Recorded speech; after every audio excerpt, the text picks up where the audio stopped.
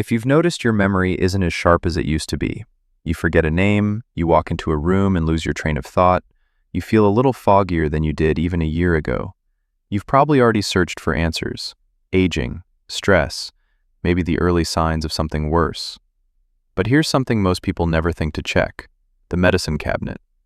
Some of the most common over-the-counter drugs, things you can buy without a prescription, things millions of people take every single night for sleep or allergies, have been linked in real, peer-reviewed research to a higher risk of memory problems and dementia.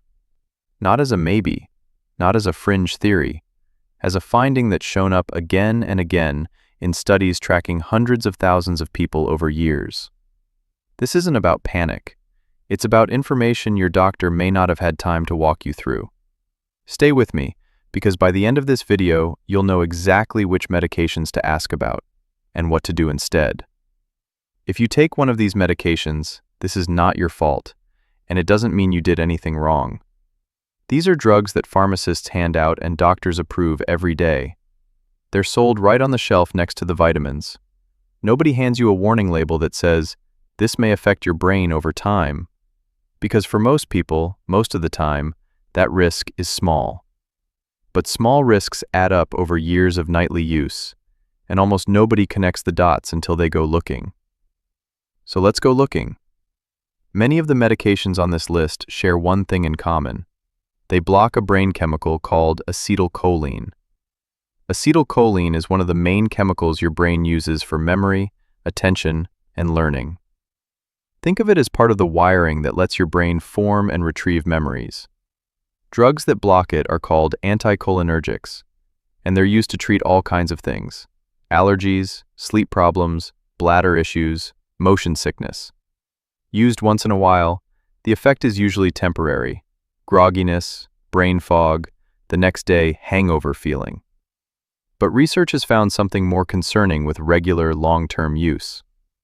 A large UK study published in JAMA Internal Medicine, tracking nearly 60,000 people with dementia, compared to over 225,000 without it, found that exposure to strong anticholinergic drugs was tied to a meaningfully higher risk of developing dementia, with the risk rising the more these drugs were used over time.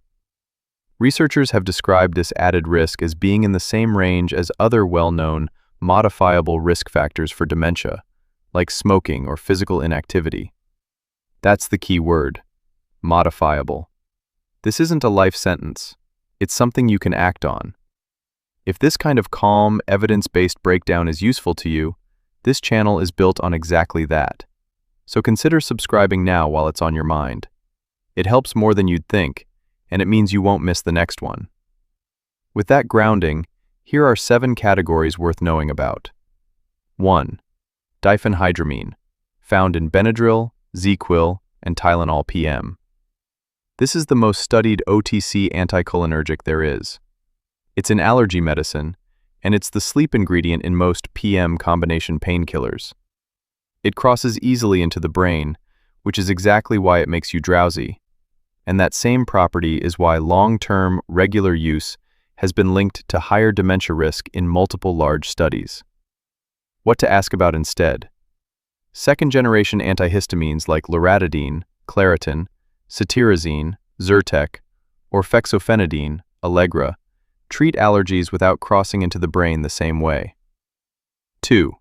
Doxylamine, found in Unisom and some nighttime cold medicines. Chemically similar to diphenhydramine and used for the same reason: it knocks you out. Same brain chemistry, same long-term concern with nightly use. What to ask about instead? Non-drug sleep strategies, melatonin, or a conversation with your doctor about safer sleep aids. 3. Chlorpheniramine and other first-generation antihistamines. Often hiding in combination cold and allergy products, these older antihistamines carry the same anticholinergic load as Benadryl, just under different names. Checking the ingredient label, not just the brand name, matters here. 4. Dimenhydrinate, Dramamine, and other motion sickness medications. Used occasionally for travel, these are generally low risk. The concern is for people who use them frequently, for chronic nausea or vertigo, for example, rather than the occasional road trip. 5. Oxybutynin, sold over the counter as Oxytrol in some markets, for overactive bladder. This one surprises people because it doesn't feel like a brain medication, but it's one of the more anticholinergic heavy drugs on the market, and bladder antimuscarinics as a class have shown up consistently in dementia research. What to ask about instead? Newer overactive bladder medications like mirabegron work through a different pathway and don't carry the same anticholinergic burden, worth raising with your doctor. 6. Proton pump inhibitors, PPIs, like over-the-counter omeprazole, Prilosec, for heartburn. These work differently. They don't block acetylcholine. The concern with long-term PPI use is different. Research has linked it to lower absorption of vitamin B12, which your brain also depends on, and some studies have explored a possible link to cognitive decline, though the evidence here is less consistent than for anticholinergics. Worth knowing, and worth monitoring B12 levels if you've been on a PPI for a long time, but this one belongs in the ask your doctor category more than the alarm bell category. What to ask about instead? For occasional heartburn, an H2 blocker like famotidine, Pepcid, is generally considered to carry a lower long-term risk profile, though it works differently and isn't a direct swap for everyone. 7. Anticholinergic combination effect, when you're taking more than one at once. This isn't a single drug, it's a pattern, and it may be the most important item on this list. Many people aren't taking just one of these. They're taking an allergy pill, a nighttime sleep aid, and a bladder medication, all at the same time, without realizing the anticholinergic effects of each one add together.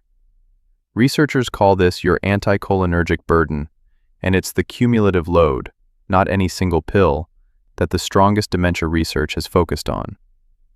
Red flags to take seriously. Most people on these medications will be fine, but certain signs deserve a same-week conversation with a doctor, not a "we'll see."